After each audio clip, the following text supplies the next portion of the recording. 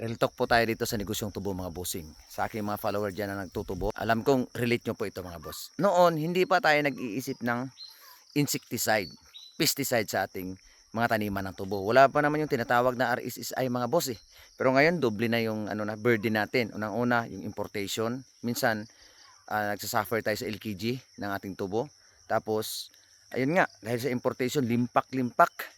Ilang tonelada po yung import mga bossing nang gagaling sa ibang bansa papadala dito sa Pilipinas kasi kinukulang na daw tayo ng supply. Hindi daw sapat ang supply ng asukal dito sa Pilipinas yung produktong sariling atin. Yes mga bossing, hindi talaga sapat yan kasi yung pera na ibulsa, mali-malita na po yung mga na ibabahagi sa ating mga kapwa Pilipino dyan. So kanya-kanya na silang balot, so kanya-kanya din silang deny.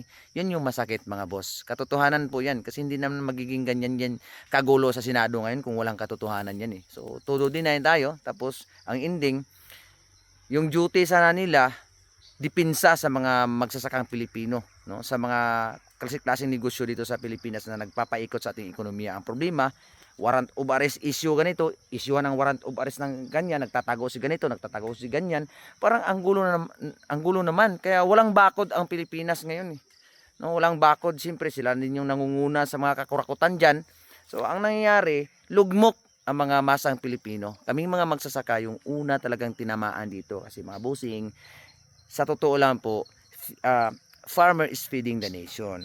Oh, ito na yung sinasabi nating wala nang kakainin ng mga Pilipino nito kasi hindi na nailagay sa mabuting yung pera na budget sana para sa mga magsasaka na ibulsa, wala na talagang patutunguhan ito mga bossing. Kaya ngayon, dumating pa itong RSSI na pinaka malaking pagsubok po sa aming mga nagtatanim ng tubo kasi mga bossing, uubusin talaga yung tubo pag mapabayaan eh. Sinisipsip nila yung katas ng tubo. So mas lalo kaming sinisipsip nito mga bossing. Hindi lang po kami tinamaan sa LKG, hindi po kami tinamaan sa murang presyo ng asukal dahil po sa importation. Tinamaan din po kami sa mahal ng mga pataba ngayon. Demand pa yung aming ibang mga katuwang sa trabaho. Nagdi-demand pa sila. Taas ng sahod sa ganito. Samantala yung income namin, lugi, abonado kami. So ito, matirang matibay na lang po dito mga bossing.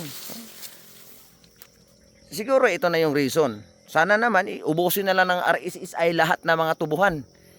Nakakainis naman to, nakakaasar anak ng tinabal naman to mga importation na to.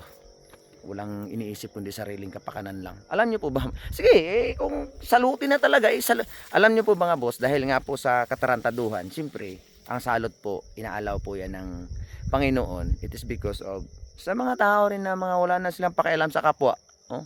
Siguro ito na yung reason na mag-import na kayo na mag-import. Baka nga magkatotoo na talagang makulang na yung baka nga magkatotoo ng makulang na ang supply ng asukal sa Pilipinas. Hindi na sapat ang sariling atin dahil hindi tayo marunong magtangkilik sa sariling atin. Mayroon naman tayong atin eh. Bakit pa kukuha pa tayo doon sa ibang lugar? Kasi kulang na ang supply ng asukal sa Pilipinas. Kaya import na ng import. Pero ang katotohanan niyan mga bossing, hindi pa naman basta-basta magkulang ng supply ng asukal ang Pilipinas sa sariling atin, yung produktong sariling atin, no? Pero doon nga ipaldo ay wala talaga mga bossing. Pero kung pistihin yung aming mga pananim dito, kami naman po ay revive ng revive, gastos ng gastos, walang babalik. Kung luluubin naman talaga ng Panginoon na kakainin ng piste yung aming mga pananim, kaya may reason na kayo na talagang kailangan nyo na mag-import dahil wala na tayong produkto. Dahil nga, mayroon na tayong, dahil nga, yun nga, siguro, baka someday mga bossing, kung kakainin na ng RSSI yung ating mga pananim na tubo at wala na talaga tayong sariling atin na produktong asukal, dahil nga po, mayroon naman talaga, sabing kulang. Pero kung luluubin yan at sasalutin na talaga ng RSSI at wala na tayong maitapas na tubo at maipadala doon sa milling site para magiging asukal, ayun na yung katotohanan na talagang kailangan natin mag-import. So, lahat ng kakainin natin, import. Mula sa karne, bigas, mga lamas, matamis, import na. Kasi ang Pilipinas, walang ginagawa kundi magkurakot. Maglagay sa bulsa, walang pakialam sa mga kapwa Pilipinong mga masang magsasaka. Sos kaluoy man tao, no? Kaya ngayon po mga bossing, matirang matibay na lang kahit kung ano-ano na lang po yung mga diskarte. How much more yung iba talagang kung siyempre, real talk tayo, kung mahirap man ako, mas may mahirap pa rin po sa akin mga bossing, no? So, yun yung kawawa doon, paano na. No? O, ito mga boss, ilang gastos ito. Una, nagpaararo ako. Hand weeding, apply ng pataba. Pagkatapos, hand weeding ulit. Tapos nagpa-spray ako ng herbicide. Ngayon, kasi prevention is better than cure at dito sa amin naglipanan na yung sakit na RSSI. So hindi ko na yun mahintay mga bossing. Mag-spray na ako kaganito para po ma-prevent yung aking tubo. Kasi kung hihintayin pa natin na nandiyan na yan, mahirap na yan puksain. So hanggang wala pa, mag-spray na ako.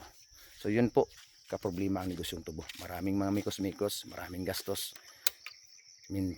Abonado pa minsan. So yun po yung reality mga boss.